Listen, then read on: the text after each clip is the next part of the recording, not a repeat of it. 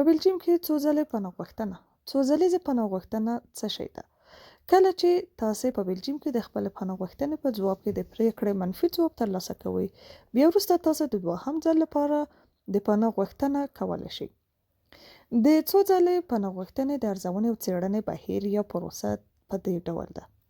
ډیری وخت ستاسو دوهم ځلې او دریم ځلې پناه غوښتنې د نوو حالتونو او ګواښونو د منځته راتګ پر بنسټ کیږي چې د بهرنیو اتباعو د ادارې یو کارکوونکی ستاسو د ټولو هغه نوو اسنادونو او شواهدو په اړه چې تاسو په دوهم ځل پناه غوښتنه کې وړاندې کړي دي او دا چې ولې مو دا اسناد او شواهد په لومړي ځل پناه غوښتنه کې وړاندې نه کړل، ستاسو خبرې او دلیلونه اوري او لیکي.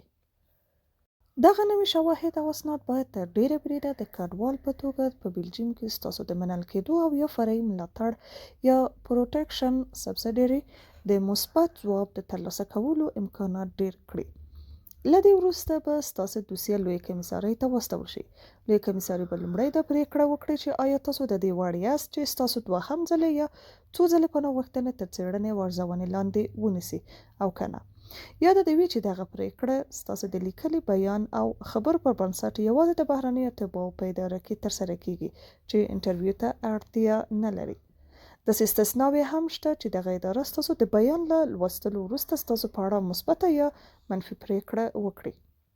کېدای شي دغه اداره پریکړه وکړي چې ستاسو دوسیه دې بیا وڅېړل شي. په دې صورت کې تاسې به له اصول او مقرراتو سره سم د یوې نوې انټرویو لپاره د یوه خط په وسیله لویې کمیسارۍ ته وبلل شئ چې په لیک کې به د انټرویو ځای او وخت دواړه لیکل شوي وي. له دې سره به تاسو ته فیدازل یا د اوسېدو په مرکز کې د بیا استوګنې امکانات هم درکړل شي. خو که چیرې ستاسو دوهمه نوې پناه غوښتنه د بهرنیو اتباعو د ادارې لخوا ونه منل شي او تاسو ته د انټرویو بلنه در نه کړي، نو شونې ده چې فیدازل به درته د استوګنې په مرکز کې د اوسېدو ځای در نه کړي او تاسو به یوازې د روغتیایي مرستې مستحق یاست. له پناه غوښتنې وروسته د استوګنې امکانات د کډوالو ادارې ته د خپلې پناه غوښتنې له ورسپارلو وروسته به تاسو د لیږدونې یا ادارې ډسپچینګ ادارې ته چې همدلته د پناه غوښتنې په اداره کې ده مراجعه وکړئ. البته تاسو ته په دې اړه اړین معلومات درکول کیږي. د لیږدونې اداره بیا تاسو د استوګنې یو مرکز ته ورلیږي چې هلته تاسو ته مادي مرستې برابریږي. د یو پناه غوښتونکي په توګه تاسو کولی شئ چې د خپلې پناه غوښتنې د څېړنې په بهیر کې د استوګنې په درکړل شوي ځای کې ژوند وکړئ. د استوګنې د ځای د برابرولو فدرال اداره یا د بلجیم دولت د فیدازل اداره پناه غوښتونکو د استوګنې د ځای او امکاناتو د برابرولو دنده پر غاړه لري. لکه د نورو ټولو پناه غوښتونکو په څیر تاسو ته هم د استوګنې یو راجستر شوی ځای د کوډ یعنی 202 په نوم یادېږي درکول کیږي. دا ځای په ټولیز ډول د فیدازل یا د سره صلیب د اوسېدو مرکز یا کمپ وي. په دغه مرکز کې به تاسو ته ځینې مادي شونتیاوې لکه د استوګنې ځای، خواړه، کالي او ټولنیزې حقوقي او اداري لارښوونې امکانات درکول کیږي. په بلجیم کې شاوخوا 40 د پناه غوښتونکو د اوسېدو مرکزونه شته. د استوګنې ځای غوره کول. د لیږدونې اداره د لاندني ټکو په پام کې نیولو سره تاسو د استوګنې د ځای لټون کوي. په همدغه ورځ د شته شو ځایونو شمیر ستاسو حالت په کتو سره هڅه کوي چې تاسو ته وړ یا مناسب ځای درکړي. د لیږدونې اداره ستاسو د کورنۍ ترکیب، د ماشومانو عمر، ستاسو روغتیایي حالت او په بلجیم کې له 3 رسمي ژبو لکه نیدرلندي، فرانسوي او جرمني څخه له یوې سره لږه بدلتیا او آگاهی په پام کې نیسي.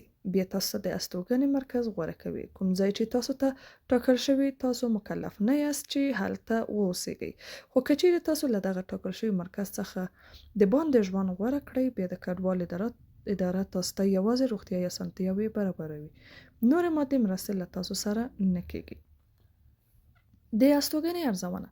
ستاسو ټولنیز مرستیال یا سوشل اسسټنټ به ستاسو د حالت او استوګنې ارزونه کوي. هغه به خپل لومړنۍ ارزونه ستاسو د استوګنې د ځای له ټاکلو وروسته د 10 ورځو په ترڅ کې او بیا ستاسو د استوګنې د بیلابیلو پړاوونو په ترڅ کې ترسره کوي. ستاسو ټولنیز مرستیال به دا معلومه کړي چې آیا ستاسو د استوګنې ځای ستاسو غوښتنو او اړتیاو سره مناسب دی او که نه.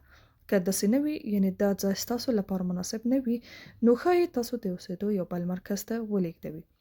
زیانمنونکو وګړو ته لکه هغه ماشومان چې مل او مور پلار ورسره نه وي، هغه ماشومان چې یوازې مور پلار ورسره وي، معیوبین او معلولین، د زاړه عمر لرونکي وګړي، امیدوار میرمنې، د بدني، جنسي او رواني شکنجو او زور زیاتیو او د ته ورته نورو ډولونو قربانیانو ته ځانګړې پاملرنه کیږي. دغه کسانو ته ځانګړې لارښوونه ورکول کیږي چې ورته تخصصي لارښوونې وشي او ورسره مادي مرستې تضمین شي.